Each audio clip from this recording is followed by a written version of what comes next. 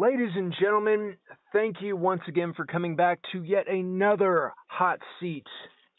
And this next guest has not gotten to be on here just yet, so let's do it proper, because the following interview is scheduled for one fall with a 45-minute time limit. The man in the hot seat this evening. He has been all throughout Texas. He is working his way through the country, and very soon he may be on your lips. He may be on your search history. He might be in your thoughts or standing across from you in a ring. He is the Omni King, Omega! Man, I gotta hire you to go around and face me, man. That's probably one of the best introductions I've gotten in a while. That was dope.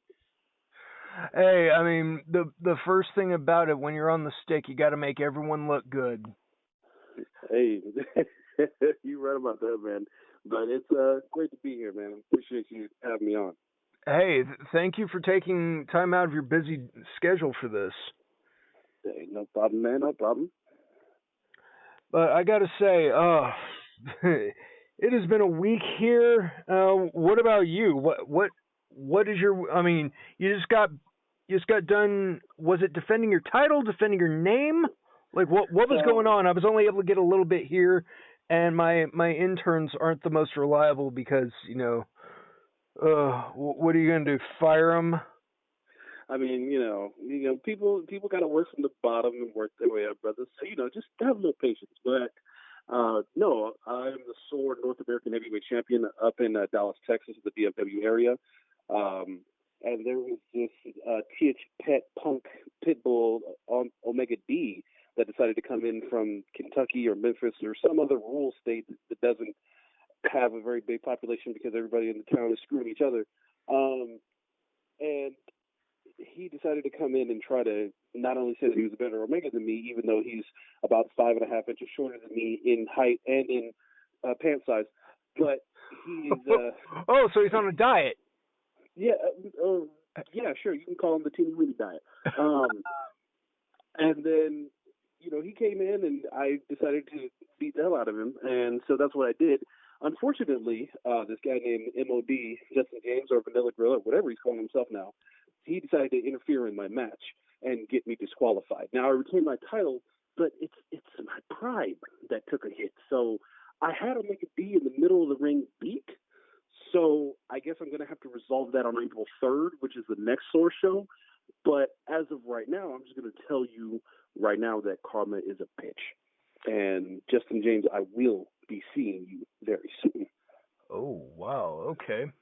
So, folks, if you're in the DFW area on April 3rd, this is not a joke. Go to that Source show and see if there is a round 2 or not. It'll be a round 2 between me and Omega D. Omega D is owed a rematch, and I'll give it to him. But if Justin James interferes this time, he's not going to be walking out of sore that week. I guarantee you. Well, depending on travel inclinations and things like that, hopefully I'll be able to actually see that firsthand, because I've been needing to get a lot of these actually face-to-face and up close and such. I mean, it's been a minute since we've actually killed oxygen together.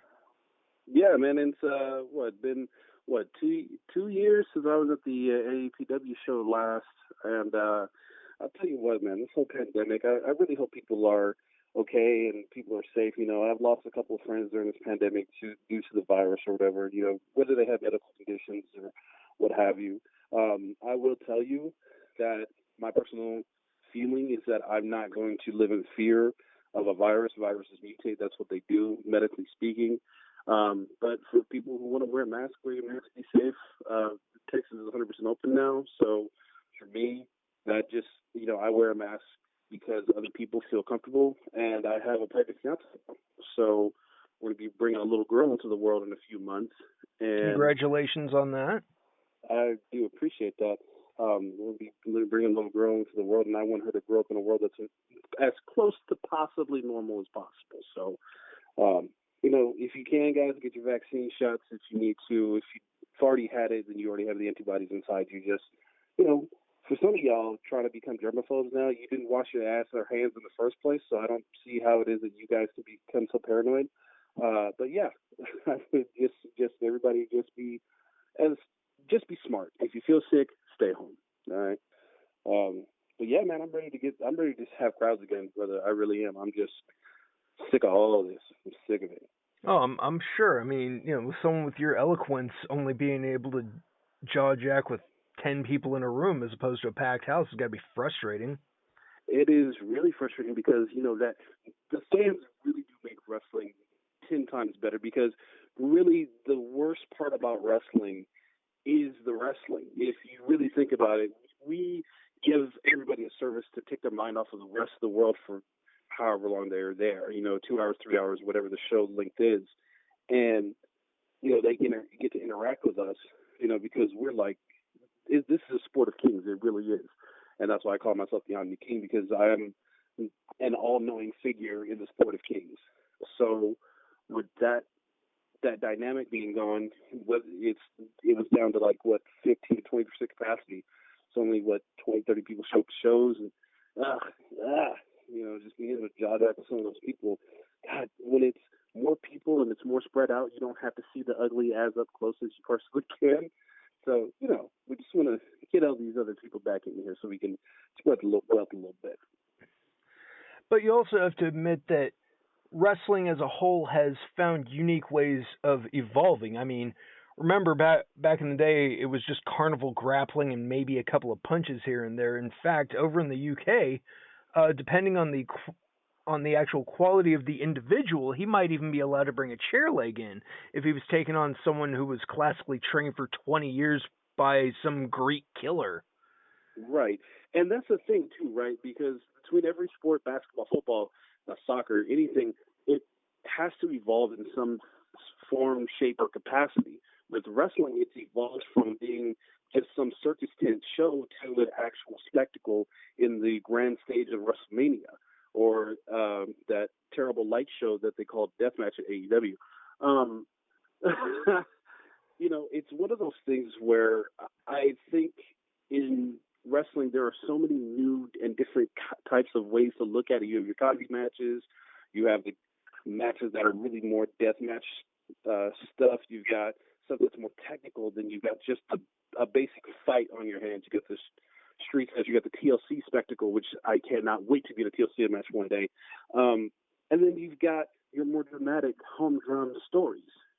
So for wrestling, it has evolved into this aspect of entertainment, which it really is. It's really just a form of basic entertainment, just like basketball or anything else. And people think that wrestling is fake. It is not. I have come out bruised up, beat to hell. I've gotten my bell rung. In my first ever match that I competed in 4.5 years ago, I got my wisdom tooth knocked out. So you can't tell me that this spectacle that we love so much is fake. It's just too real for me. So it's amazing. It's amazing to see the evolution of wrestling. Oh yes, absolutely. Also to know that there's so many more cultural influences now. Like you yourself, you're a part of something called DreamCon, or you were. Hopefully, you still are. Oh yeah, I am still a part of the DreamCon process. We're actually bringing back DreamCon this year. I know it's supposed to be sometime in June this year. Hopefully, I'll be able to make the shows. I'm still slated to make those shows. My daughter's going to be here sometime around that month. So, but as of right now, DreamCon, it was started by RDC World One, and they wanted to create a spectacle for creators, Black creators specifically. They wanted to give people a platform, an outlet for anime and for different types of forms of entertainment, and wrestling was a part of that. Prince Sims, who is the owner and booker of DreamCon Wrestling, he was approached one day by RDC World One because they all went to school together, and they wanted him to bring in some wrestling. Well, we ended up working together, me and Prince Sims, because we've been up and down the roads together. The funniest thing I think ever happened with me and him was we clowned a waitress at on I-35 in Oklahoma at a Waffle House, and we've just been good friends ever since. We started coming up collectively with this idea of what we wanted GreenCon Wrestling to be. We had a specialty match, Shippuden match, where it was Naruto, Goku, and I think Luffy. Yeah, Monkey D. Luffy. Prince Adam was representing him, if I recall. That's right. And Prince Adam, great guy, by the way. Love Prince Adam. What's up, Prince? And all of those guys were in that match, and it was a spectacle. And then me and Prince Sims had a last man standing match in that where it was very emotional, very hard hitting, very gritty. He even hit me with a shoulder at one point. We just were able to bring the people in 2 years back to back, where we were able to showcase wrestling as a huge, great spectacle. And so with DreamCon being canceled last year due to the COVID-19 pandemic, we now are bringing it back this year. I'm not sure exactly the dates for DreamCon are as of this moment, but I know it is coming back. And I invite anybody who is, regardless of whether you're black, white, Asian, whatever you are, to come to DreamCon in Waco, Texas, and just have a good time and come see some of your favorite YouTubers like King Vader, Long Beach Griffey. You already see World One will be there. Guys like me. We're announcing our DreamCon roster every other day, so follow the DreamCon page on Instagram and on our Facebook page. And it's just a good, fun way to experience a bunch of creative content and a bunch of amazing wrestling all in the same venue for a really, really great price. And I will have to say, as thrilled as I am about this, and there is no jealousy. I applaud you and I commend you for getting this together with like a grassroots budget and still being able to pull this off. But on one end, it's got to be mildly bittersweet that this is how you have to, expose the world to quote unquote non-Caucasian talent. That you have to almost. I don't want to say shove it in people's face, because that's not what you're doing. You're being classy about it. You're being professional. You are, but it's the unintentional separation. Right. And I'm glad you're not offended by that. No, it's right. It's right because a long time right now the WWE champion is black, Bobby Lashley. The Impact World Champion, Rich Swann, is a black man. The TNA World Champion is a black man in Moose. So all these people are world champions in a pandemic in 2021. So for us to have to create a separate organization in order to bring about black wrestling, the truth of the matter is that this is not just about black or white. Because if you remember, I'm sure you were in high school not too long ago, if you remember 15, 20 years ago, being black and watching anime was the lamest thing that you could do. It was legitimately confusing to some people. And now, there's literally an international Goku Day where people stand in the squares and scream at the top of their lungs like they're powering up to be a Super Saiyan. For us, as a black community, I've been a black man all my life. And my father, when I was growing up, he told me 3 things that you have against you, son. You already have 3 strikes against you. You're black, you're male, and you're over 20, and you're under 21. And when I turned 21, he said, now you have 3 strikes against you again. You're black, free, and over 21. So now, here's the thing with exposing others to black talent is not that we have to create a separate brand, but because it is the best way we know how to present these things and normalize it within the community. It's not about trying to force black creation or force black normality. Oh, I was not trying to imply that at all. No, I know you're not. But some people will take it as that we're trying to force our blackness on you, black. No. We, as a people, want to be acknowledged as much as you acknowledge the white creators. Because, unfortunately, the way it works, any kind of color creator, no matter what kind, whether it be Japanese, Chinese, Korean, whether it be black, white, or not black or white, but black, Haitian, anybody from Spain, from Portugal, from any other place other than a historically white background, they are not represented as well as a white community of guys like David, what's that guy's name? The David guy that is able to buy Teslas for his friends all the time.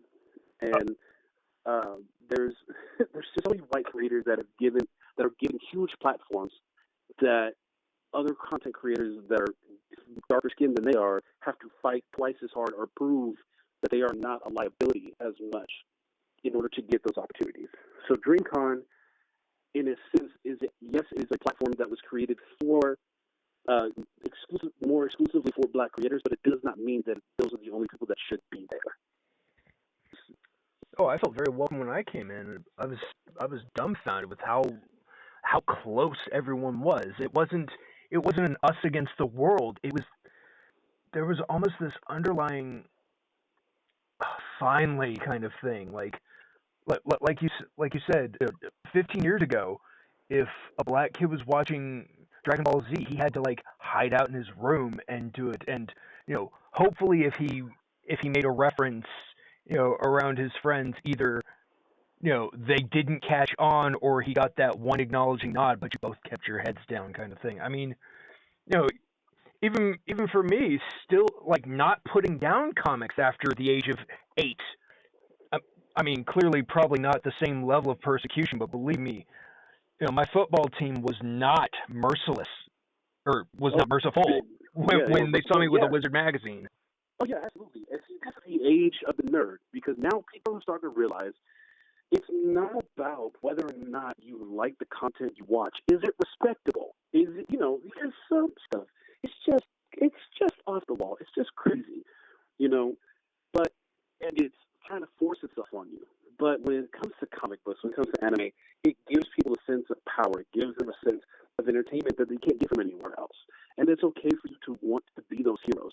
But the thing is, some people get so wrapped up in it is that they lose a grip on reality, And for me, I love Captain America. He's one of my favorite comic book heroes of all time. And then I saw Iron Man. Because I'm not into comic books. I'll just put it out there. Like, comic books were not really my thing. You know what I mean? I love the artistry. I love the artwork. But anime and mangas, that's where my stuff is at. No judgment at all. I completely understand. You're more of an Akira Toriyama fan as opposed to a Jack Kirby. Both are very striking, and both have hundreds of pages of amazing work. But you're drawn to the work of Akira Toriyama. Others would be Kirby or Steve Ditko. Yeah, exactly. Like you're drawn more to a work by Junji Ito than maybe a classic Tales from the Crypt story. But yes, exactly. Boom, you still have your medium. Right, and so I still come back to my Americanized content. My favorite superhero of all time is Spider-Man. Why? Because he can do stuff that I wish I could do. He can do flips and stuff like that and all that. And I love the first Spider-Man movies. I love Tobey Maguire in the first Spider-Man movies. But one of my favorite Marvel movies ever, next to Blade and next to the Iron Man movie, the first one. And so when it comes to being able to think about, well, these people don't exactly look like me, but I can still be the first. I can still be that person. I can still be a hero. And what people fail to realize, it doesn't take a suit. It doesn't take a specialized plate of armor. It doesn't take special skills that you were able to gather by doing hand-to-hand combat. It doesn't take you being looked at by terrorists and busting your way out of a bunker and playing Iron Man's first design. It doesn't require you to be the king of Wakanda. It doesn't require all that. The only thing that requires you to be a hero is, are you willing to go the extra mile? And the thing is, the extra mile doesn't have to be jumping off a skyscraper, the same baby or swinging from a rope that's about to break, crash through the ceiling, or through the glass of another building across the road. No, it doesn't require that. It's, did you get a homeless guy a fire squad, even though you know he was something different? Were you able to go to your neighbor's house when they were having an issue? Were you able to say, hey, how are you doing today? It's just about the small little things. One act of random kindness at a time can change the entire complexion of the world. And people really need to understand that. Well, that's very true. And it's amazing the different ways we can do that, wrestling being one of them. I mean, people think that it's just big guy A and big guy B kick the snot out of each other, but I mean, I've seen brotherhoods born and broken in the ring and, like, felt that shit. The first time two people actually decide that they're going to take on a common threat, and you believe that, when they stand shoulder to shoulder and they tell whatever it is, we will not back down from you. You want to get up out of your seat and Yes, I agree with you. To see a team have to break up for whatever reason, whether one guy got signed, one guy had to retire because of injury, or there's a stipulation in the tag match they were in, and Right. they have to sever ties. That hurts. And then Right. to see success finally happen for someone, to see the guy who was at the bottom of the ladder and he had to clutch and cling and struggle to pull himself up and shut down every naysayer, and even if he doesn't make it, to go further than anyone ever expected and to burn that memory even into his opponent's mind, to where he kicks out of that lariat that has won match after match after match, and this fly dares to get up from that? Are you kidding me? To know that he has to come up with a whole new game plan because some plebeian said no to And defeat. that's the emotion that you feel. That emotion right there. You just described like half of the best moments from the last 10 years. Kofi Kingston winning at WrestleMania, Daniel Bryan winning at WrestleMania, Tommaso Ciampa turning on Johnny Gargano at Takeover, and watching these people rise from the ashes.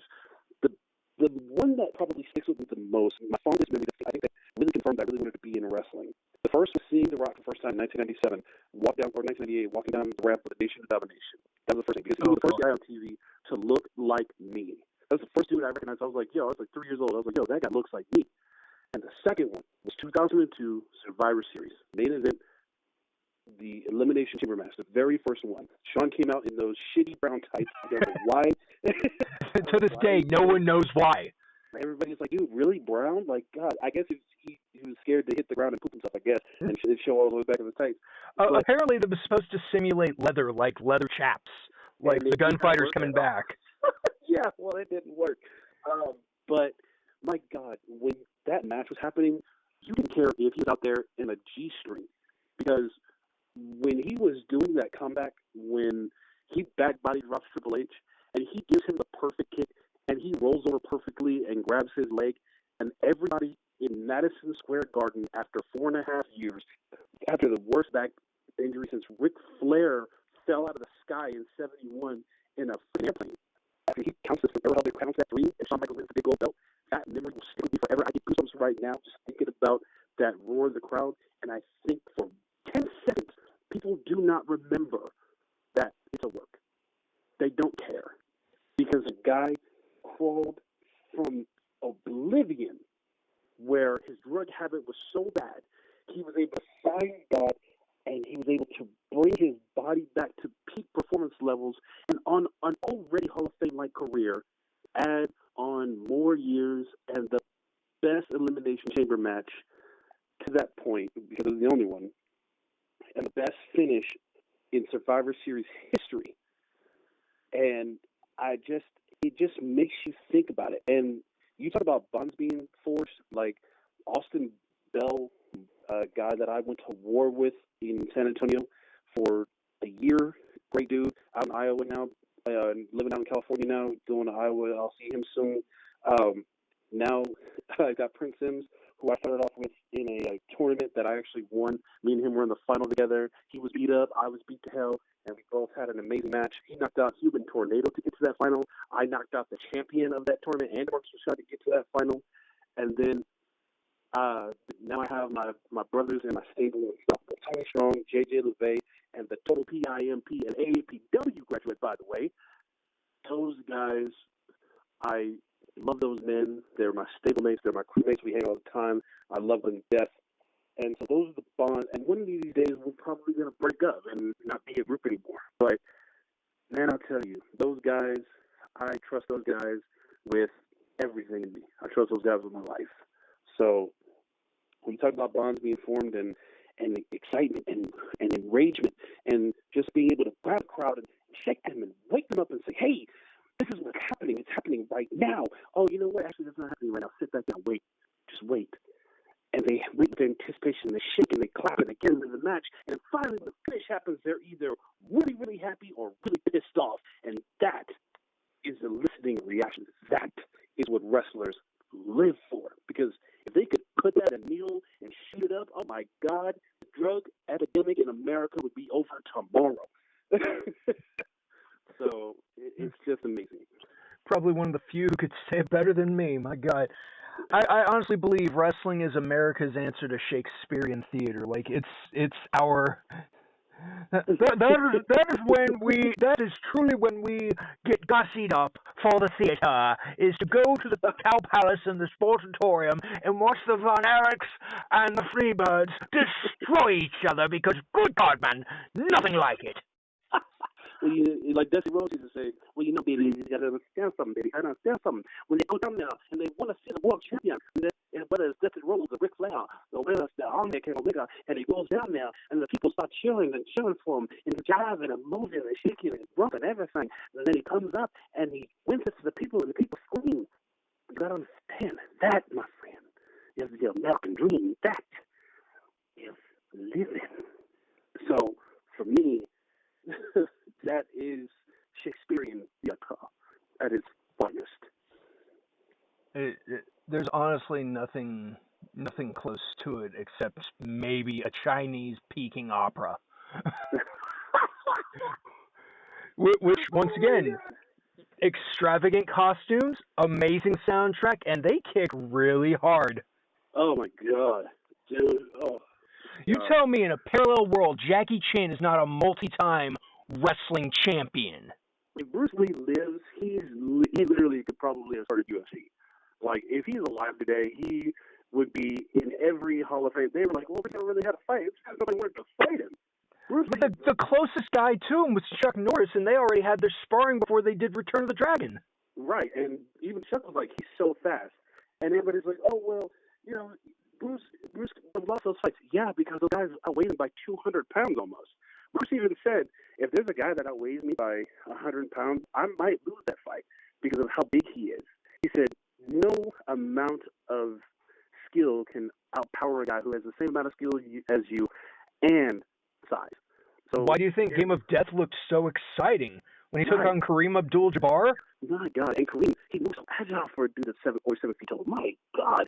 But yeah, man, Bruce Lee's movies are some of my favorite movies ever. And if it comes down to people who influenced my life, Bruce Lee, The Rock, and Shawn Michaels, those three guys are like and Jesus. You know, I got to throw Jesus in there. So those four guys really influenced me. And with Bruce Lee just being as quick and as fast as he was, and just a breaking of barriers and wanting Chinese to have equal rights and all this other stuff, it was impeccable to watch his movies. And the Big Boss and all those just those cinematic masterpieces, that's what they are. And they hold up today, you know, like that scene of when he's in the dojo with the Japanese, and they're surrounding him, and he's just kicking the crap out of everybody. Now, is it realistic? Probably not, but it's still a spectacle, and you want to see him kick everybody in the face. And then the icing on the cake, he rips that thing apart, that paper, and he shoves it down the gullet of one of the guys, and he says, this time you're eating paper, and the next time it'll be glass. Like, yo, who says that? Like, who? You don't want to fight that. Well, and then, like, out of all of that, just that last line, we are not sick men. He doesn't scream it. No. He doesn't grit through his teeth. He enunciates and drops each vowel. And that's why Teddy Roosevelt said, you speak softly and carry a big stick. And Bruce Lee, I think, took that to heart, because if he spoke softly, a man will strain to hear you. But if you speak loudly, he might ignore you. So with Bruce, his big stick was his skills, and that line of we are not sick men is just, perfection. Oh, God. But ironically enough, you got, like, the great Cassius Clay or Muhammad Ali, whichever name you wish to acknowledge, because people are now denying that one name exists over the other, which just puzzles me. But the internet, like they say, is a hive of scum and villainy. Mm-hmm. But he, on the other hand, very, very confident, very proud individual. And that just comes with the territory, because it's scary to fight somebody that's good. But what's even worse is to fight somebody that's good and they know that they're good. Because if they know they're good, they can play with you. And it's worse to get embarrassed in the ring and get beat than just to get beat.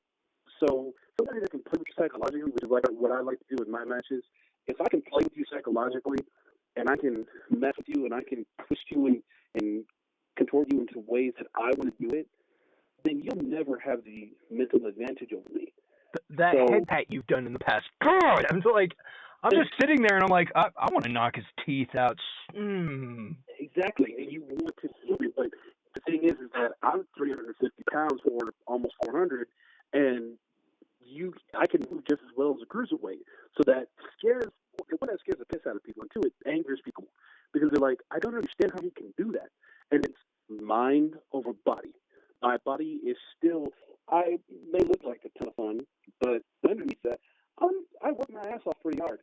I get up at 4:30 every morning. I'm in the gym by 4:45 because it's right down the road from my house, clanging, banging for 2 hours, and I probably don't eat as well as I should. I'll be honest with you, just in the quarantine itself, just getting food was a pain in the ass. But yeah, after a while, you look at ramen and go, "Yeah, what's up?" Yeah, I'm like, "Hey, how you doing?" You know, and go in there 4:30 in the morning, clanging, bang for 2 hours, come out, take a shower, and stretch out and relax and get my day started. And I still train. And people don't understand that Dusty Rhodes was a main event guy, and he had the gut of a dad. He had the dad gut. You know what I mean? And that that stuck out from his gut too. He wasn't a body guy, but he could wrestle for 60 minutes on a nightly basis. So to all you guys out there that aren't a body guy, to all you people out there that think I can go, you gotta figure it out. Because I was 35 minutes with Prince Sims in a last man standing match, and we hit each other with baseball bats, trash cans. So literally, this happened. Baseball bats, trash cans. And I threw a desk chair at him like Braun Strowman style. We hit each other with ropes, with belts. We broke tables. We kicked each other in the mouth. He did a coast to coast on me, and we did this for 35 minutes, and I was not breathing that hard afterwards. So it's not about what you look like necessarily. It's about what you train like. And you train for the inevitable. You do not train just to train. Have a purpose. So for me, back to the original point, Bruce was a body guy. I'm not a body guy. But psychologically, if a person can tear you apart in the ring, it's nice to have that psychological advantage over somebody. Okay. Let's say you're going into like the last 10 minutes of a match. Whether it's a 15-minute match, a 45-minute match, whatever the case may be. You've been knocked loopy. What instinct kicks in first? Are you striking? Are you clutching? Or are you taking that beating? The first instinct when I get knocked silly is get your hands up, because you need your body to be able to recover. If you can't see, you can't fight. So the first instinct is to get to a corner, because the corner I can negate back attacks or attacks from a different angle that I can't see coming, right? Because you always want everything in front of you. You want to be able to see your opponent. By that time, if I've been knocked loopy, then my body is trying to recover and I'm way more tired than I should be. So then it's, okay, let him get a couple of licks off because my body can handle the strike. But if I've been knocked loopy, then more than likely I've been kicked in the head. So I got to protect the head. That's the first thing. The second thing is make sure that I absorb as much punishment as I possibly can while recuperating. And then the third and final thing is to have that one last gas in my body to be able to pull from the reserves and say, okay, this is the time where it's time for me to get up and get going and get moving and get the hell out of this ring as soon as possible. Because the longer you're in a fight after you've been knocked loopy, the more likely you are to lose or get knocked out. So those are the three things that'll happen to me when I get knocked loopy. And like the last, I wouldn't say 10 minutes, because 10 minutes is a long time in wrestling. But the last 5 minutes right in there, yeah, that's probably what'll happen. Okay.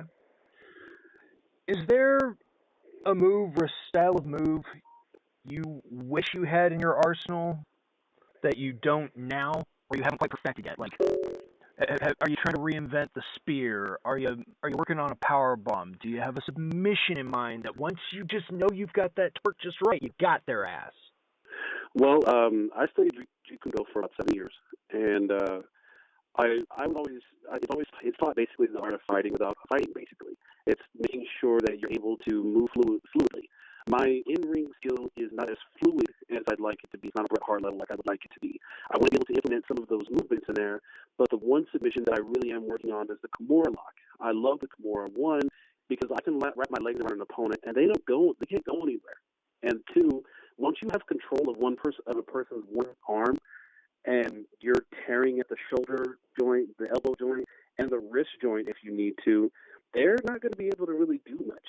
And for me, if there's one move that I could implement into my arsenal that I honest to God, if I don't get down to like 215 pounds, this will never happen. But I would love to be able to do a Phoenix Splash or Red Arrow. I would love to be able to do that. Ooh. But realistically, if I do that to somebody now, I'd probably kill him. Well, hey, I mean, Paul White was able to hit a moonsault where they said, dude, a ring can't take it. So yeah, exactly.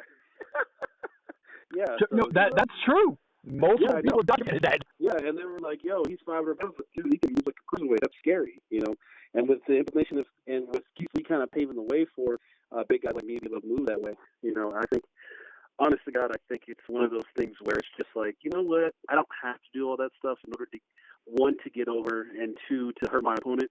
Because I realize I keep my feet on the ground. And if I need to do a tope, it's going to be like 1,500 people that are standing there, and I get to dive on top of all five of them because there'll be a domino effect. So, yeah, man, those are some of the things I want to do. Well, all right. Well, thank you very much. This has been very eye-opening, very enlightening, and hopefully, folks, you enjoyed what you just heard. The man in the hot seat, once again, the Omni King Omega. What is coming up for you? For me, I'm going to be coming up to Houston in April. Stay tuned for that. I've got some merchandise on Pro Wrestling Tees / Omni King Omega, so check that out. I've got 2 T-shirts up there. If you guys want to grab some merch. And this is what I want to say before I go. In any aspect of your life, as long as you are respecting each other, regardless of what your belief system is, I'm a Christian. I believe in Jesus. That's the way that I believe and live my life. But regardless of what you believe in, I still respect you as long as you show the respect back.